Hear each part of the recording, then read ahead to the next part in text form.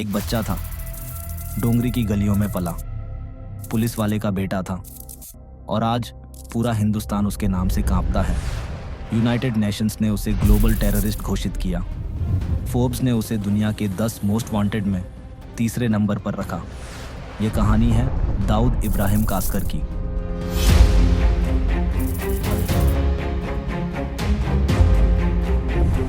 दिसंबर 1955 महाराष्ट्र के रत्नागिरी जिले में एक police head constable Ibrahim Kaskar के घर उनके दूसरे बेटे का जन्म हुआ। नाम रखा गया दाऊद इब्राहिम कासकर।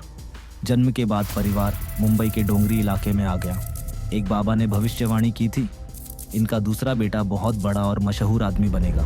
पिता ने दाऊद को इंग्लिश मीडियम स्कूल में पढ़ाया, बाकी बच्चों को म्यूनिसिपैलिटी स्कूल में। 1966 में पिता सस्पेंड हो गए।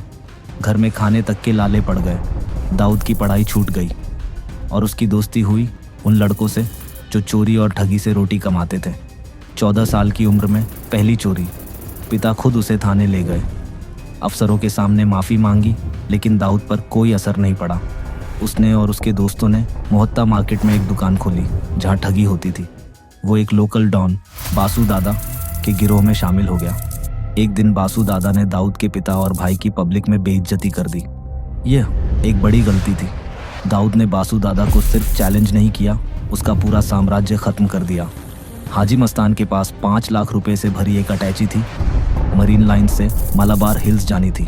दाऊद सिर्फ 19 साल का, उसने वो अटैची लूटने का प्लान बनाया। बीच रास्ते में गाड़ी रोककर अटैची लूट ली, लेकिन वो पैसा हाजी मस्तान का नहीं था। वो मेट्रोपॉलिटन कोऑपरेटिव बैंक का पैसा था और उस केस की इन्वेस्टिगेशन में उसके अपने पिता भी शामिल थे। पिता ने खुद अपने बेटे को पुलिस बेल्ट से मारा, ऑफिसर्स के सामने माफ़ी मांगी, लेकिन जब वो बाहर निकला वो पहले से और ख़तरनाक था। करीम लाला की पठान गैंग और दाऊद आमने सामने थे। मुंबई की सड़कों पर आए दिन गोलियां चलने लगी। 12 फरवरी 1981 करीम लाला के आदमियों ने दाऊद के बड़े भाई शब्बीर को मार डाला। भाई की हत्या ने उसे और बेरहम बना दिया। उसने पठान गैंग के लोगों को चुन चुन कर मारा। 1986 में करीम लाला के भाई को भी मारकर बदला पूरा किया। धीरे धीरे डी कंपनी का साम्राज्य खड़ा हो गया। Smuggling, extortion, real estate, match fixing, करोड़ों की कमाई शुरू हो गई। बॉलीवुड में दाऊद का खौफ किसी विलन से कम नहीं था। बड़े बड़े प्रोड्यूसर और एक्टर अंधेरे के साये में जीते थे। जो पैसे पहुंचा देता उसकी जान बख्श दी जाती, जो मना करता उसकी दिन दहाड़े हत्या करवा दी जाती। शारजा के क्रिकेट स्टेडियम में दाऊद वीआईपी बॉक्स में बैठता था। 1986 में वो इंडियन क्रिकेट टीम के ड्रेसिंग रूम तक पहुंच गया। हर खिलाड़ी को टोयोटा कोरोला देने का वादा किया अगर इंडिया जीते। कपिल देव ने दरवाजे से देखा और कहा, यह आदमी कौन है, इसे अभी बाहर निकालो। दुनिया का सबसे खतरनाक डॉन क्रिकेट ड्रेसिंग रूम से बाहर निकाला गया। 1986 में जब पुलिस का शिकंजा कसने लगा, दाऊद ने भारत छोड़ दिया। दुबई से वो पूरी मुंबई को कंट्रोल करता रहा। 6 दिसंबर 1992 बाबरी मस्जिद गिराई गई। पूरे देश में दंगे भड़क उठे। दाऊद, टाइगर मेमन और पाकिस्तान की ISI मिल गए। जनवरी 1993 पाकिस्तान से RDX राइफल्स और ग्रेनेड्स गुजरात के रास्ते मुंबई पहुंचे। 12 मार्च 1993 सिर्फ 2 घंटे 10 मिनट में 12 जोरदार धमाके। 257 लोग मारे गए, 700 से ज़्यादा घायल। भारत का अब तक का सबसे बड़ा आतंकी हमला। और दाऊद पाकिस्तान में पूरी सुरक्षा में था। डी कंपनी में दाऊद का राइट हैंड था छोटा राजन, लेकिन 1993 के ब्लास्ट की प्लानिंग से दाऊद ने छोटा राजन को दूर रखा। छोटा शकील ने दाऊद के कान भरे, राजन खतरनाक हो रहा है।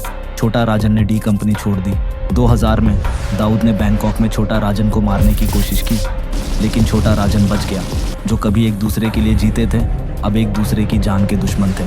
आज दाऊद की उम्र लगभग 70 साल है। उसके पास 14 देशों के पासपोर्ट हैं। हर बार नई आइडेंटिटी, नया चेहरा। उसका नेटवर्क आज भी 15 से ज़्यादा देशों में फैला हुआ है।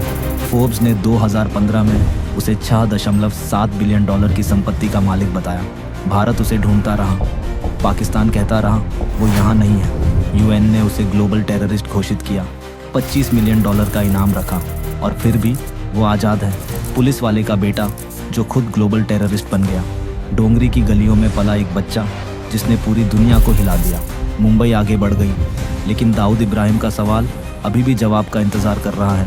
क्या दाऊद इब्राहिम कभी पकड़ा जाएगा या पकड़े ना जाना ही उसकी सबसे बड़ी जीत है? कमेंट में बताइए आपका क्या मानना है।